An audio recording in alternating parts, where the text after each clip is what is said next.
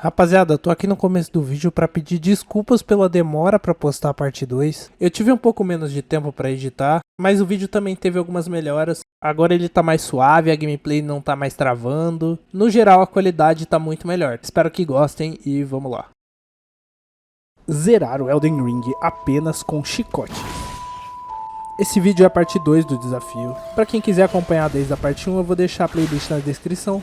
Sem mais enrolações, vamos pro vídeo.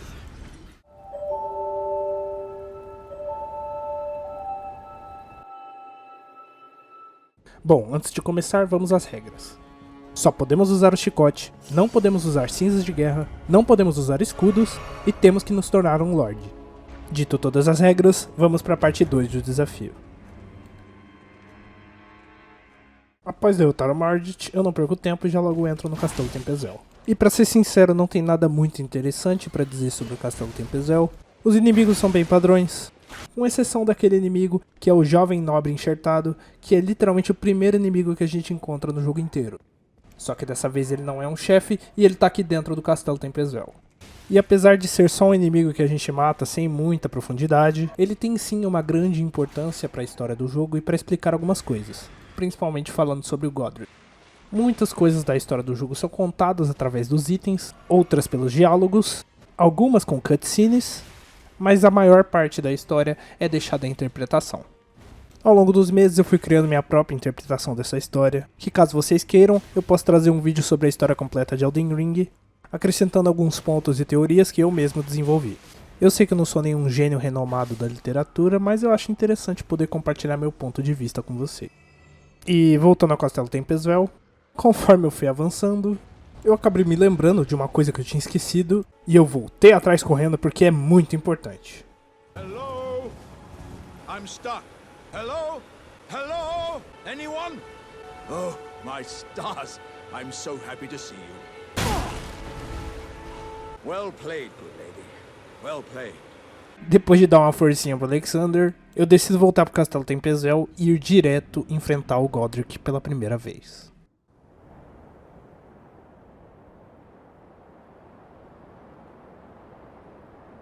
Mighty dragon, thou art a true born heir.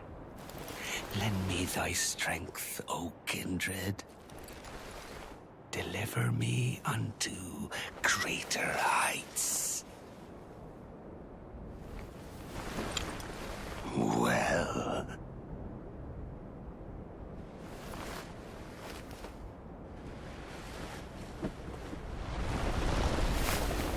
A lowly tarnished, playing as a lord. I command thee, kneel! I am the lord of all that is golden. Bom, sobre o Godric, eu tenho alguns pontos e algumas observações a fazer. O primeiro ponto é sobre o próprio Godric ele ser um chefe mais fácil do que o Mardit.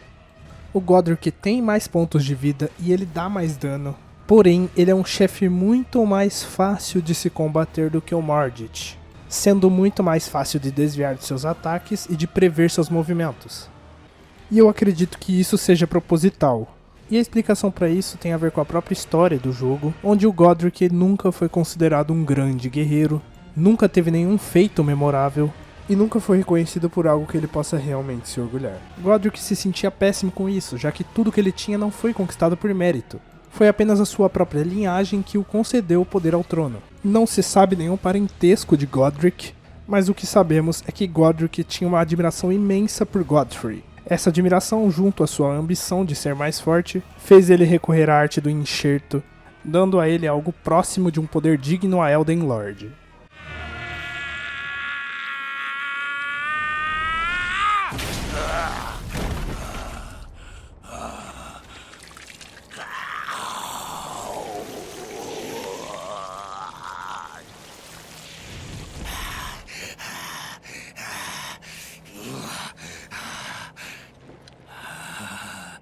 Truest of dragons.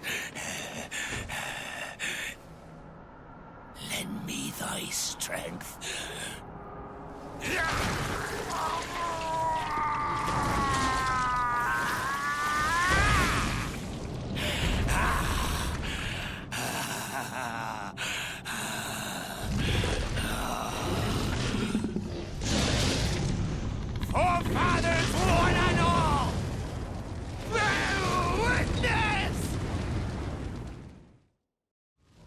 Ele era conhecido como Godric, o Dourado. Após essa onda de crueldade, essa forma sádica de se tornar algo mais forte, ele perdeu todo o respeito das Terras Intermédias. E agora ele é conhecido como Godric, o Enxertado.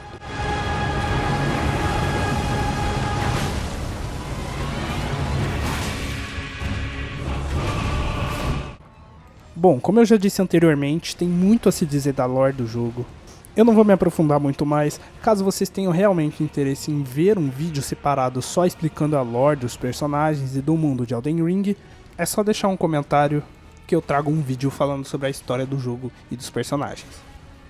Agora falando e focando mais na batalha contra o Godric, a batalha em si não foi difícil, apenas demorada pela quantidade de vida que o Godric tem. Praticamente todos os ataques do Godric abrem uma janela para ele tomar um ataque, principalmente se for um ataque com rolamento. Mas o que eu mais usei foi o ataque com pulo. E nesse momento eu não tinha me tocado ainda, mas eu tinha esquecido um item muito importante que fica dentro do Castelo Tempesvel. E esse item ia me poupar um bom tempo de batalha contra o Godric caso eu tivesse pego o item antes de tentar enfrentar o chefe. Mais pra frente desse vídeo vocês vão saber qual item é esse e por que ele vai ser tão importante pro final da nossa build. Mais um resumo da batalha contra o Godric no chicote: use seus ataques de rolamento, abuse dos ataques de tornado do Godric, que ele abre uma grande janela para você conseguir atacar ele, e não se desespere na segunda fase, porque eu pessoalmente acho que ele fica até mais fácil. Na segunda fase, se eu fosse recomendar alguma coisa, eu recomendaria para manter uma média distância entre você e ele. Assim, a chance dele usar um golpe de lança-chamas é muito alta, e por incrível que pareça, quando ele usa um desses golpes é a parte onde você mais pode punir o Godric. Basta você sair correndo que nem um maluco pra cima dele e ficar nas costas dele que ele não vai ter o que fazer. É só encher ele de porrada.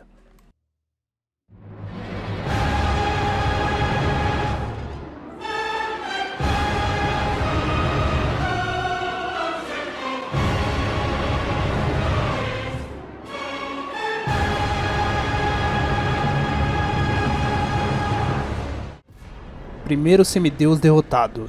Para não deixar vocês à parte ou confusos sobre o que aconteceu no Castelo Tempesvel, já que eu cortei praticamente tudo, em resumo eu fiz a quest da Roderica.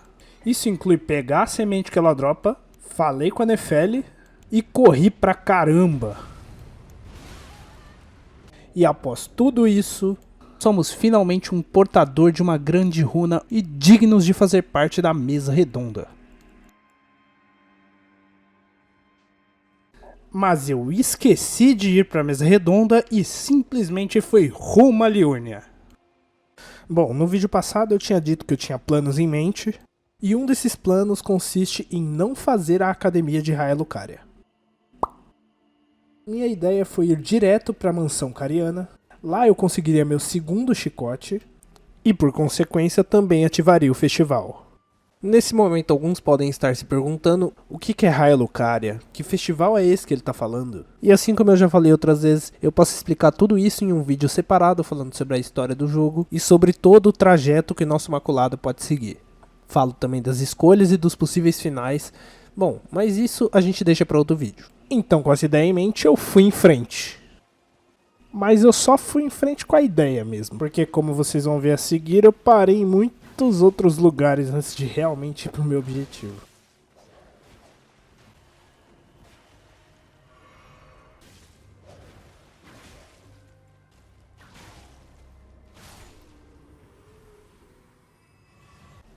Indo em direção à mansão cariana, eu pensei talvez que fosse uma boa ideia eu passar no avatar da Térvore que fica ali na Térvore Menor. Mas eu acabei me confundindo e errei o caminho. O que não foi tão ruim, pois eu lembrei que havia uma dungeon por aquela direção. E é pra lá que eu fui.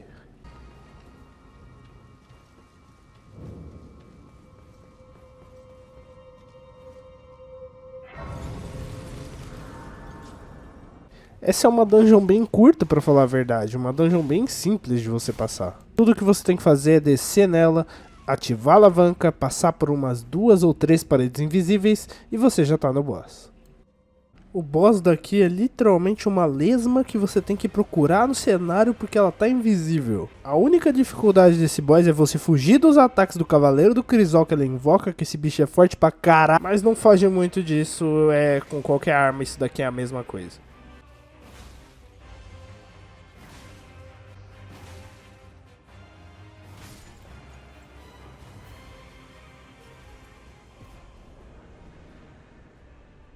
Após sair da dungeon, eu quis fazer algumas coisas a mais em Liurnia antes de partir para a mansão. Eu fiz algumas partes de algumas quests e fui em direção aos 4 campanários.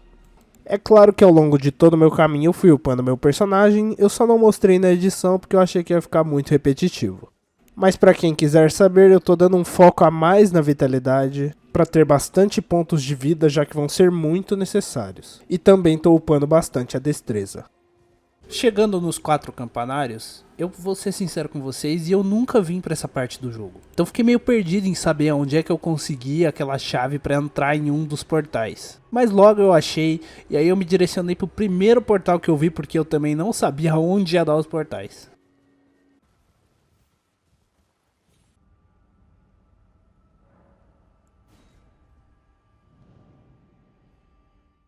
E quem diria que voltaríamos pra cá?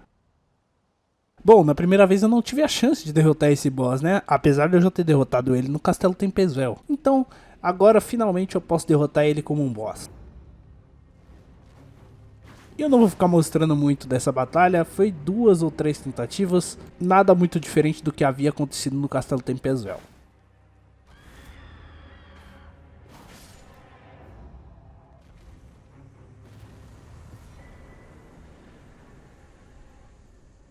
Após voltar para Liurnia, eu tinha o meu objetivo, que era ir direto para a Mansão Cariana. A Mansão Cariana era meu objetivo pelo simples fato de lá ter o segundo chicote do jogo, a Urumi.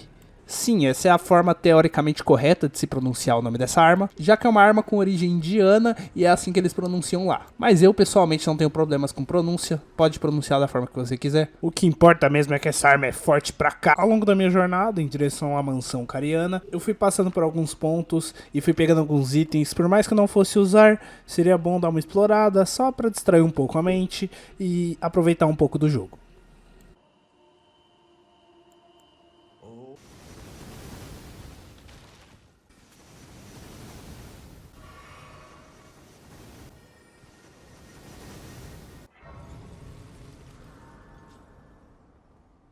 Enfim, aqui na Mansão Cariana, eu sabia que eu não tinha força suficiente para aguentar os inimigos daqui, pelo menos não todos. Então eu simplesmente saí correndo direto para pegar o chicote.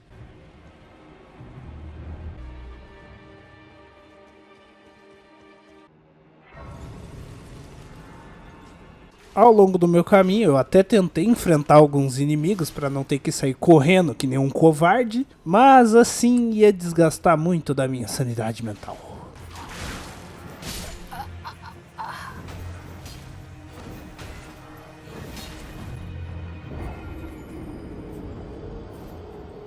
Então bora correr mesmo. E depois de muita corrida, muita caminhada e algumas mortes, finalmente eu consegui. E agora o nosso jogo muda completamente, pois ao contrário de Dark Souls 3, onde você tem que escolher entre uma arma ou outra, aqui no Elden Ring, assim como em Dark Souls 2, você tem uma opção exclusiva quando tem 2 armas do mesmo tipo. Usar o tão querido Power Stance. O Power Stance basicamente é uma postura de combate que o seu personagem toma quando você pega e coloca 2 armas do mesmo tipo, uma em cada mão. Essa postura permite você usar um combo de ataques exclusivos para cada tipo de arma. E é com essa postura, é com esse combo de movimentos que nós vamos zerar o jogo no chicote. Meu caminho pela Mansão Cariana não foi tão complicado assim, até porque eu fui direto para Urumi e da Urumi eu fui direto pro boss. Eu até parei para enfrentar alguns inimigos para me acostumar com o Power Stance, mas no geral eu fui direto pro boss mesmo. E finalmente chegou a hora de enfrentarmos Loretta, a Cavaleira Real. Pra ser sincero, eu quase nem lembrava desse boss no jogo. Eu nunca imaginei que ele seria tão difícil e tão problemático. Mas eu me esqueci do fato que os chicotes, mesmo escalando com destreza, ainda tem um dano muito baixo. E a Loretta levava dano neutro de todos os meus golpes, levando em consideração que é um boss da Mansão Cariana, ela tem muita vida. E... eu tava batendo fofo.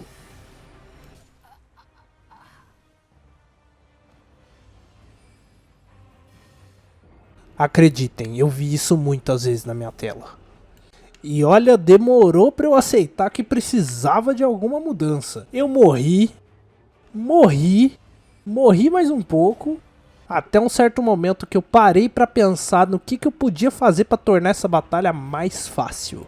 Seja tancando mais ou dando mais dano. E foi então que eu percebi, só aí, que eu estava simplesmente ignorando o fato do jogo ter talismãs. E não tem nenhuma regra contra usar talismãs no nosso desafio. Na hora que eu lembrei desse pequeno detalhe, eu fiz duas mudanças muito importantes.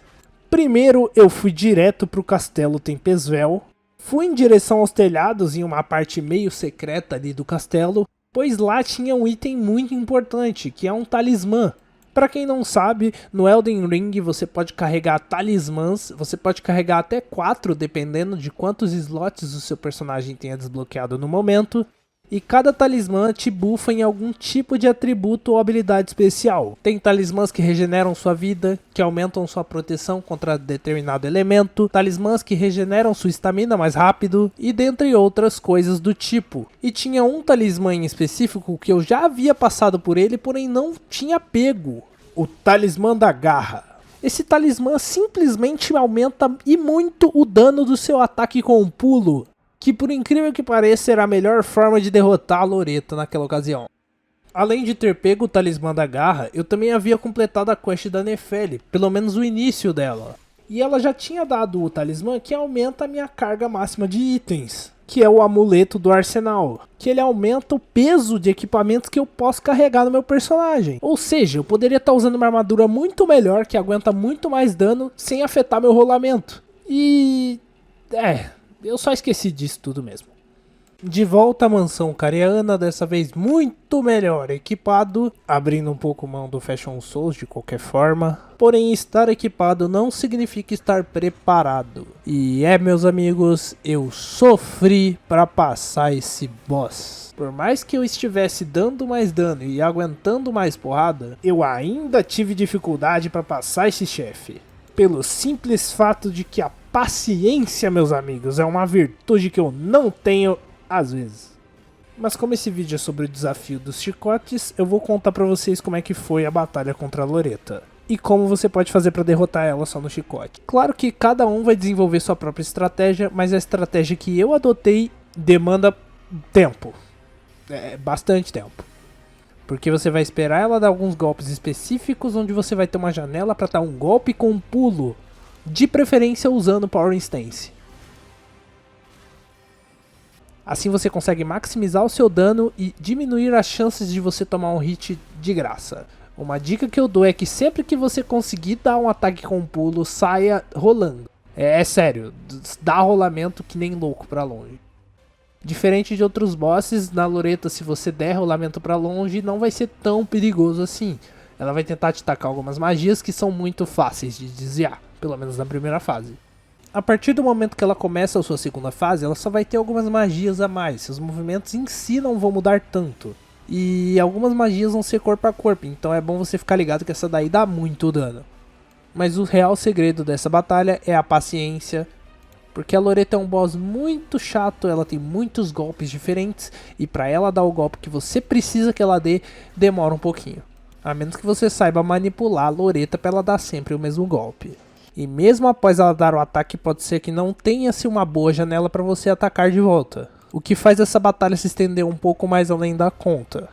Mas vai indo nesse ritmo que uma hora você pega o jeito e derrota ela muito fácil. Bom, mas chega de enrolação e vamos derrotar a Loretta de verdade.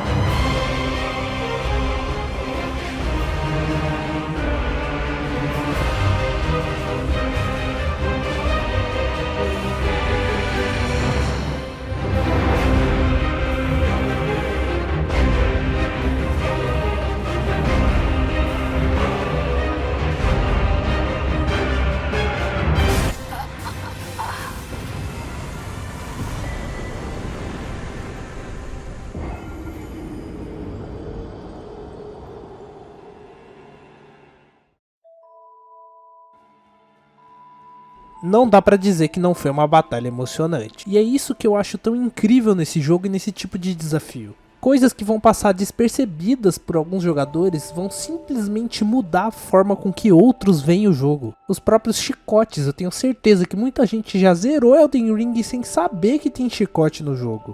E pra mim, o chicote fez eu não apenas relembrar da Loretta, como simplesmente deixou a batalha dela marcada na minha vida pra sempre. Por ter sido, pelo menos até agora, a batalha mais difícil. Elden Ring, Dark Souls, Bloodborne, todos são jogos considerados incrivelmente difíceis, uns até inacessíveis para pessoas que não têm condições de jogar um jogo. Mas cara, assim como eu sei que você teve força de vontade suficiente para conseguir comprar esse jogo, o que já é algo meio difícil levando em consideração o preço, eu tenho certeza que com um pouquinho mais de esforço você consegue também derrotar um simples boss. Você consegue finalizar esse jogo e não precisa da ajuda de nada. O jogo te dá as opções que você pode usar para se ajudar, mesmo que essas opções sejam invocar um amigo, um NPC ou fazer uma build um pouquinho mais OP, por assim dizer. São as opções que o jogo te dá e você usa delas como bem entender, mas dizer que o jogo é impossível ou inacessível, eu não posso concordar. Nada vai te tornar um jogador melhor ou pior se você usar de recursos do próprio jogo para vencer. E a parte mais importante do jogo está em ser desafiador. E para vencer estes desafios você pode usar estratégia, habilidade e até mesmo criatividade. Então cabe a você fazer sua própria vitória. E falando em desafios, a Loretta até agora foi o maior deles, apenas com chicotes.